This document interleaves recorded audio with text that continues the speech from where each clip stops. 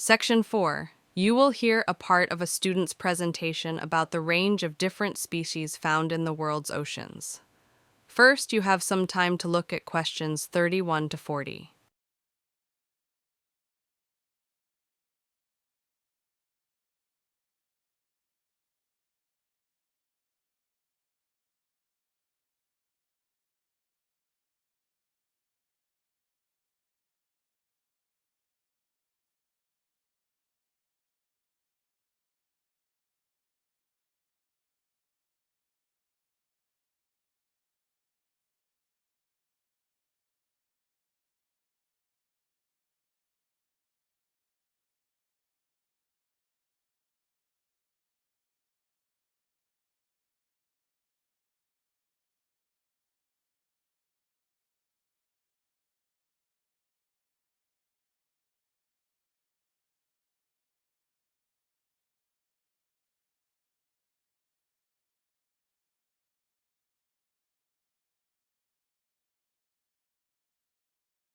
Now listen carefully and answer questions 31 to 40.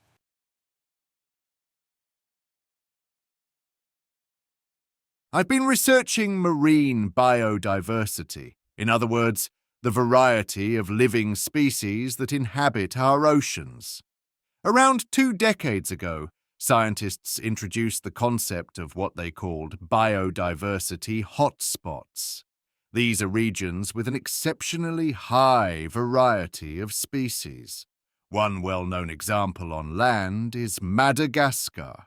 These hotspots are crucial because they help scientists pinpoint priority areas for conservation work.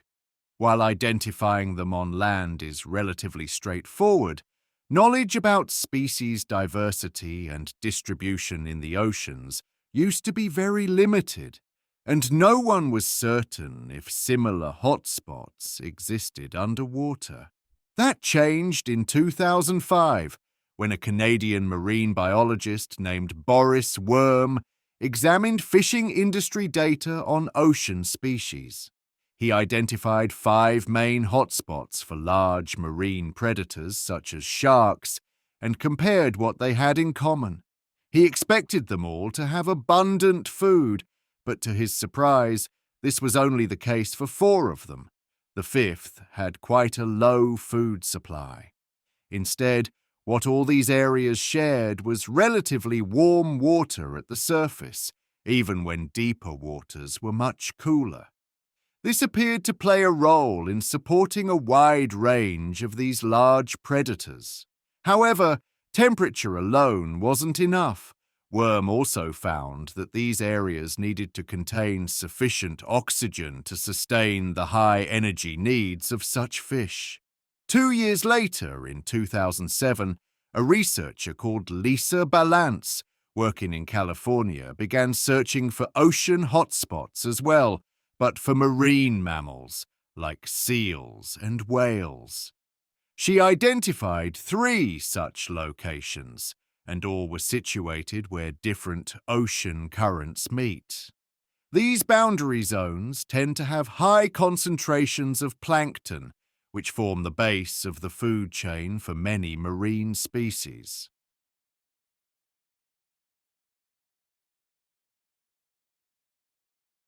Today, those aiming to safeguard endangered ocean life need detailed information. For instance, the International Census of Marine Life project has been surveying oceans worldwide, including the Arctic.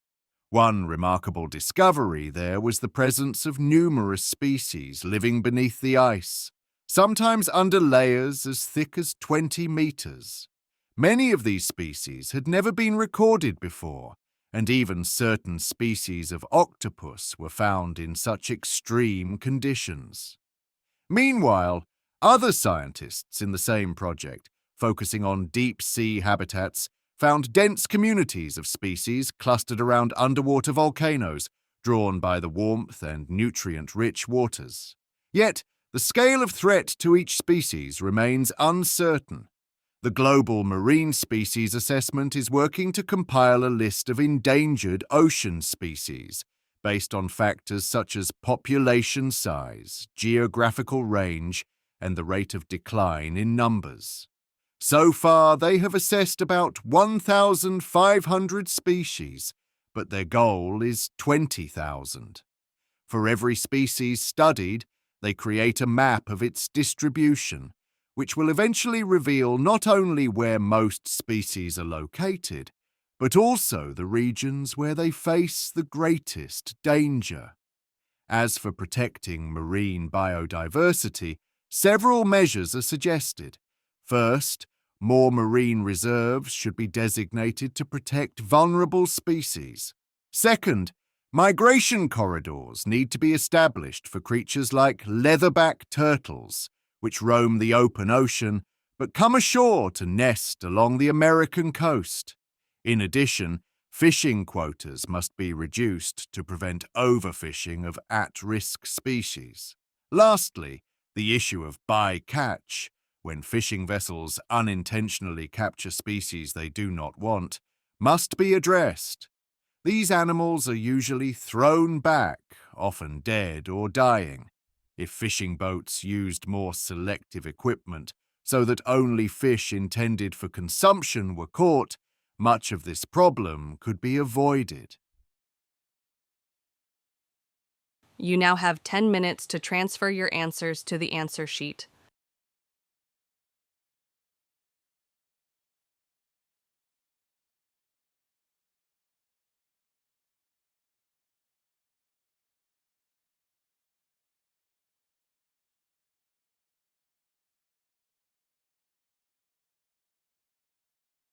I've been researching marine biodiversity, in other words, the variety of living species that inhabit our oceans. Around 2 decades ago, scientists introduced the concept of what they called biodiversity hotspots. These are regions with an exceptionally high variety of species. One well-known example on land is Madagascar. These hotspots are crucial because they help scientists pinpoint priority areas for conservation work. While identifying them on land is relatively straightforward, knowledge about species diversity and distribution in the oceans used to be very limited, and no one was certain if similar hotspots existed underwater.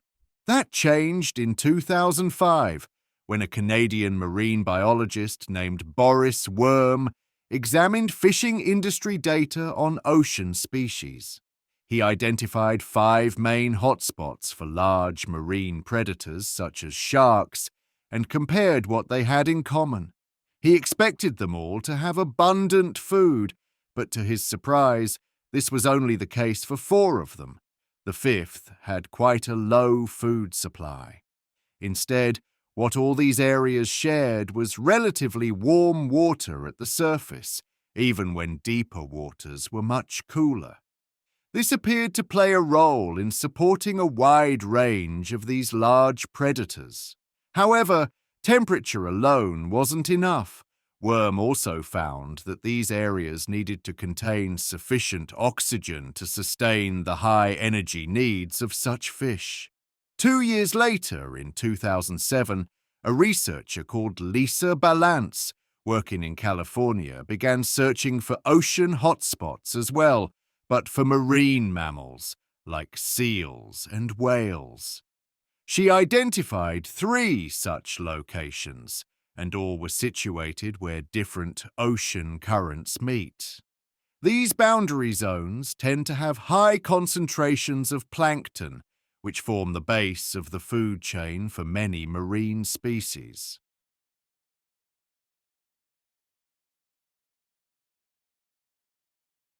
Today, those aiming to safeguard endangered ocean life need detailed information. For instance, the International Census of Marine Life project has been surveying oceans worldwide, including the Arctic. One remarkable discovery there was the presence of numerous species living beneath the ice, sometimes under layers as thick as 20 meters. Many of these species had never been recorded before, and even certain species of octopus were found in such extreme conditions. Meanwhile, other scientists in the same project, focusing on deep-sea habitats, found dense communities of species clustered around underwater volcanoes, drawn by the warmth and nutrient-rich waters. Yet, the scale of threat to each species remains uncertain. The Global Marine Species Assessment is working to compile a list of endangered ocean species, based on factors such as population size, geographical range, and the rate of decline in numbers. So far, they have assessed about 1,500 species, but their goal is 20,000. For every species studied, they create a map of its distribution, which will eventually reveal not only where most species are located, but also the regions where they face the greatest danger. As for protecting marine biodiversity, several measures are suggested. First, more marine reserves should be designated to protect vulnerable species.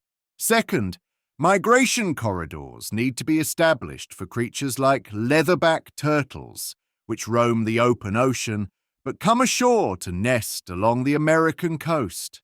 In addition, fishing quotas must be reduced to prevent overfishing of at-risk species. Lastly, the issue of bycatch, when fishing vessels unintentionally capture species they do not want, must be addressed. These animals are usually thrown back, often dead or dying. If fishing boats used more selective equipment so that only fish intended for consumption were caught, much of this problem could be avoided.